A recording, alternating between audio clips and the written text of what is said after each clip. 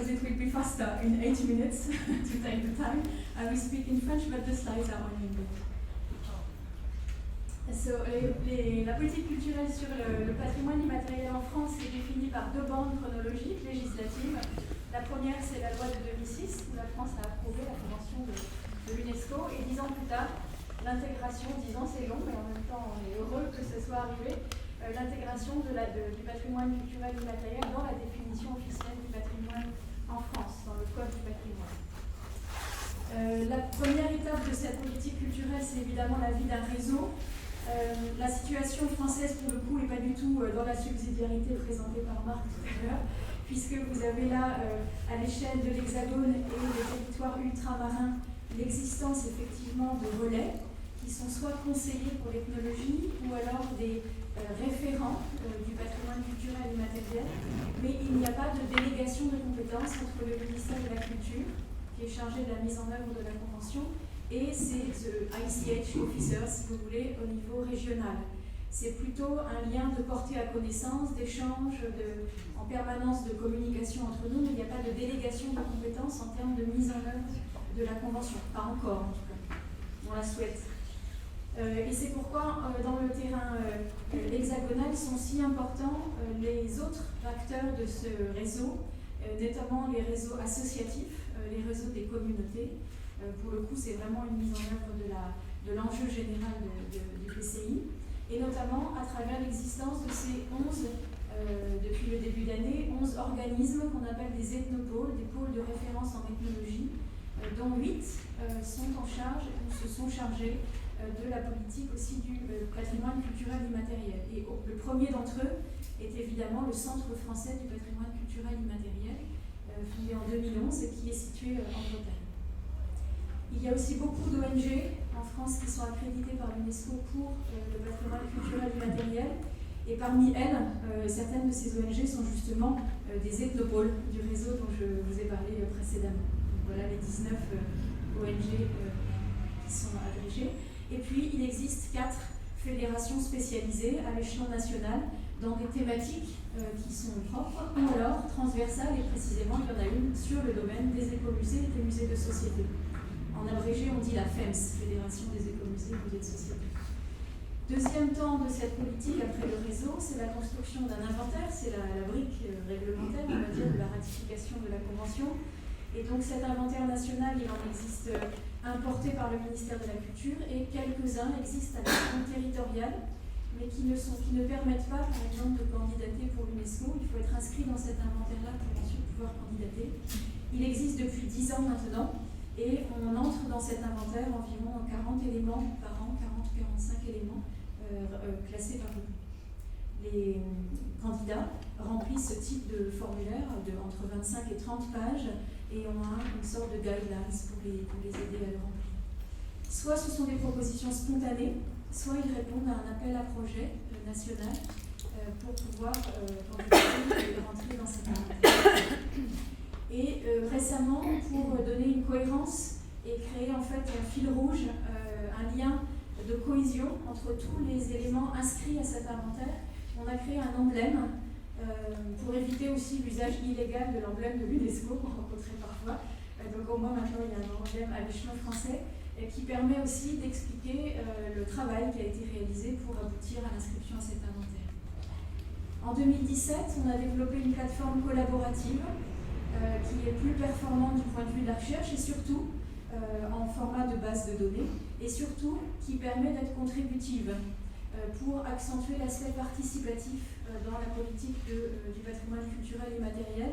Grâce aux technologies Wikipédia, n'importe qui, n'importe quel citoyen peut venir enrichir ou commenter l'inventaire national de l'ICH.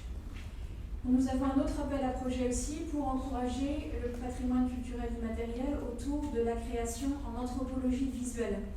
C'est important aussi pour cette dimension patrimoniale de pouvoir la traduire par le film, qui est souvent plus efficace que bien des discours. Et donc cet appel à projet s'ouvre, qui existe depuis les années 1980. Il est ouvert maintenant depuis les années 2000 aussi à des candidatures sur le patrimoine immatériel. Et puis, naturellement, une des dimensions importantes de cette politique, c'est le soutien à la recherche pluridisciplinaire sur le patrimoine immatériel. Le département dont je dépends est un département de pilotage de la recherche, donc c'est aussi pour cela que le lien est particulièrement fort. Mais on essaye de démontrer que le patrimoine immatériel peut être saisi par différentes disciplines, publications, journées d'études ou colloques, ou essais, par l'anthropologie, mais aussi par le droit, par les sciences de l'information, par les sciences économiques. Et puis aussi, une des visibilités les plus nettes pour cette pluridisciplinarité, cette recherche très vivante sur le PCI en France, ce sont les cahiers du PCI qui sont tenus par le Centre français du PCI, qui sont accessibles en ligne. L'autre dimension de cette politique culturelle nationale sur le PCI, c'est naturellement la formation, qui est extrêmement importante. Et là, je vous ai mis sous les yeux les formations professionnelles, et notamment dans les 2 premières grandes écoles, l'Institut national et l'École du Louvre, ce sont précisément 2 écoles qui forment les futurs conservateurs de musées.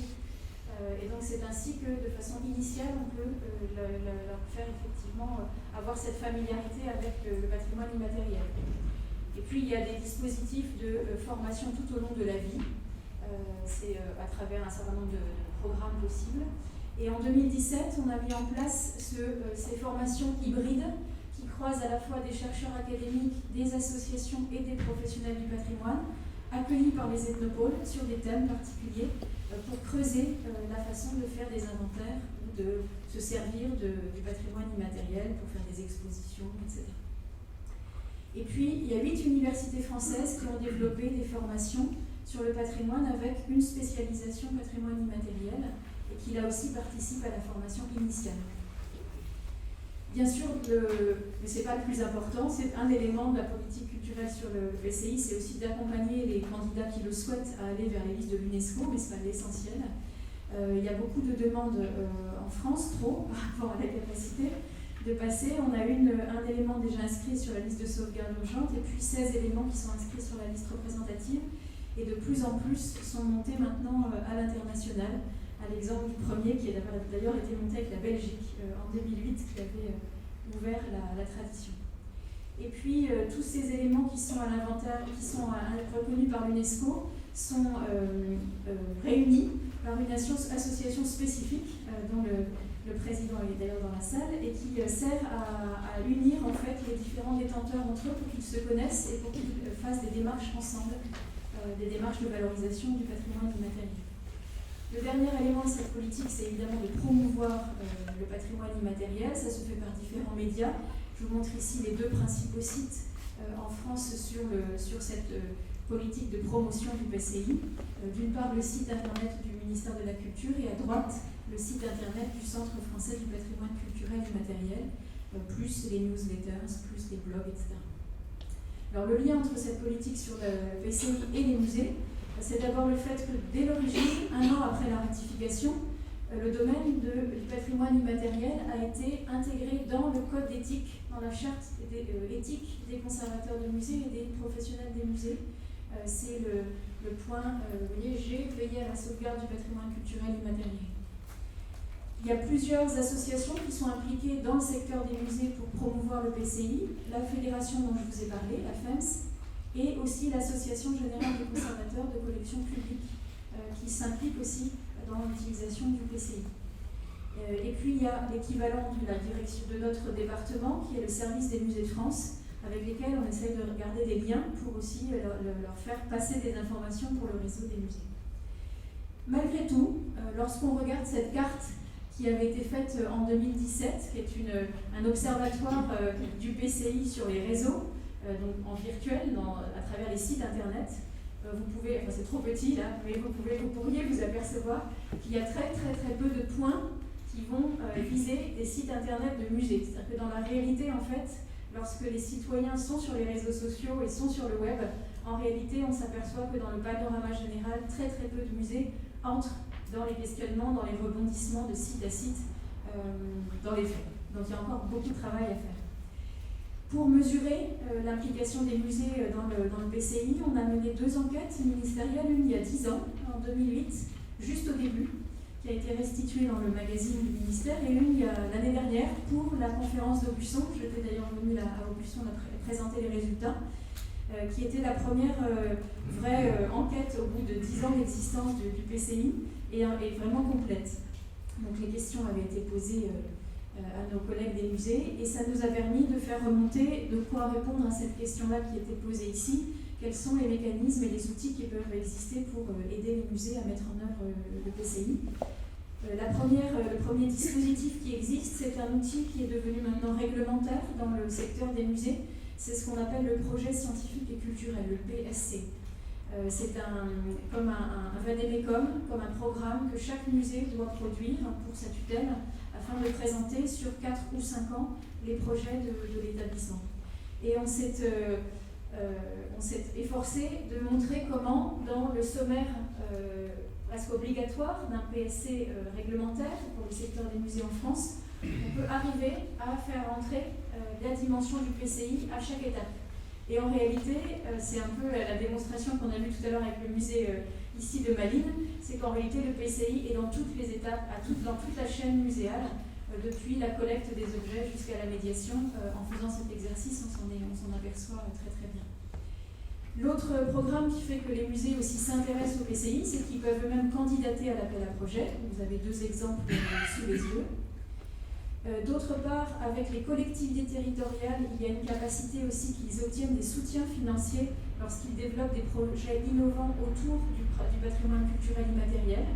Vous avez 2 exemples ici, un sur du patrimoine textile, par exemple à gauche, Viva Memory, et à droite, une exposition en projet sur aujourd'hui les chants de marins dans un musée, dans un port, dans le port musée d'un port de Douarnenez en Bretagne. Et donc il y a eu un soutien du Conseil régional. Une autre dimension de cette politique culturelle, c'est l'aspect interministériel, avec le ministère de l'Éducation notamment. Depuis 2013, il existe en France ce qu'on appelle l'EAC, l'éducation artistique et culturelle, qui a permis de mettre de côté beaucoup de financement pour pouvoir aider de la maternelle, de la petite école jusqu'au lycée, des dispositifs qui permettent aux élèves d'être plus proches de la culture, du patrimoine, mais pas simplement en visitant des musées, mais aussi en ayant une approche sur les savoir-faire, aller visiter des manufactures, aller visiter des lieux de création patrimoniale, aller rencontrer des membres de communautés. Et vous avez sous les yeux l'exemple d'un educational device, un dispositif qui s'appelle l'Atlas L'œuvre, qui permet effectivement d'avoir un financement pour pouvoir être en contact avec des praticiens du PCI. Pas que du PCI, mais ça a pu aider. Une dernière dimension aussi pour les musées, c'est d'essayer de renforcer les formations sur le PCI à l'attention des musées, en se faisant aider avec l'Institut national du patrimoine. On a en projet l'année prochaine une formation sur 3 jours spécialement pour eux. À la suite d'ailleurs de la conférence d'Aubusson, ça avait déclenché un peu aussi des envies. Et puis est en cours aussi, il sera publié le mois prochain sur le site internet du ministère, tout un vade-mecum, vous en avez le sommaire ici à droite, qui va donner tout un endroit unique où vont être rassemblés tous les contacts, les ressources, les liens possibles, les dispositifs qui existent pour développer le PCI dans les musées. Donc il y aura un document assez riche, un site internet assez riche qui permettra qu'ils aient un point d'entrée disponible. En parallèle aussi, dans le secteur des musées en France, leur vade-mecum, ça s'appelle une muséofiche. Ce sont des fiches méthodologiques. Et jusqu'ici, il n'existait pas de fiche méthodologique aucune sur le PCI, ni pour les expositions, ni pour la médiation, ni pour les projets scientifiques et culturels. Donc on est en train d'écrire une muséofiche sur ce modèle pour nos collègues des musées, pour que là aussi ils aient quelque chose de très concret et très méthodologique. Et puis la dernière dimension, c'est évidemment de faire la veille permanente de tout ce que les musées peuvent faire comme propositions innovantes sur le patrimoine immatériel, et notamment dans la problématique qu'on a vue tout à l'heure avec le musée de l'horlogerie, qui est comment on va représenter dans une exposition le caractère immatériel des techniques, des savoir-faire, des connaissances autour des objets. Et donc il y a un certain nombre d'expositions qui cherchent à démontrer un peu ce type de recherche-là appliquée. Quelles sont les mesures à l'inverse qui existent pour que les praticiens du PCI puissent entrer dans les musées et démontrer leur savoir-faire? Alors là, j'ai fait une sélection très courte vu le temps, mais il existe par exemple en France plusieurs musées qui sont en lien direct avec un élément qui est reconnu par l'UNESCO. C'est le cas par exemple pour le compagnonnage. Et vous avez un exemple à droite typique de ce qu'on peut retrouver dans beaucoup de musées, c'est-à-dire de travailler sur de la collecte de témoignages d'acteurs, de praticiens, et de la proposer en ligne sur le site internet du musée pour qu'on puisse aller au-delà d'une simple visite, découvrir un témoignage d'acteurs, leur parole directe et pas par un médium. Autre exemple aussi, ce musée qui est à Alençon en Normandie sera aussi par rapport à un élément qui est à l'UNESCO, la dentelle d'Alençon, et qui propose là des ateliers de démonstration pour adultes pour essayer aussi de faire l'apprentissage de cette pratique. Autre choix aussi ici, le musée de Grasse, dont le thème vient de rentrer à l'UNESCO l'année dernière, et il existe à Grasse un musée international de la parfumerie où tout le dispositif de médiation est construit pour que les visiteurs puissent comprendre comment on fabrique un parfum à partir de la plante jusqu'à l'élaboration de la fragrance, avec des ateliers pour adultes et pour enfants. Autre exemple aussi, qui rappelle un petit peu l'exemple de l'horlogerie tout à l'heure, là c'est un musée manufacture. On est en train de travailler sur un dossier d'inventaire sur les gestes verriers autour du cristal et du verre.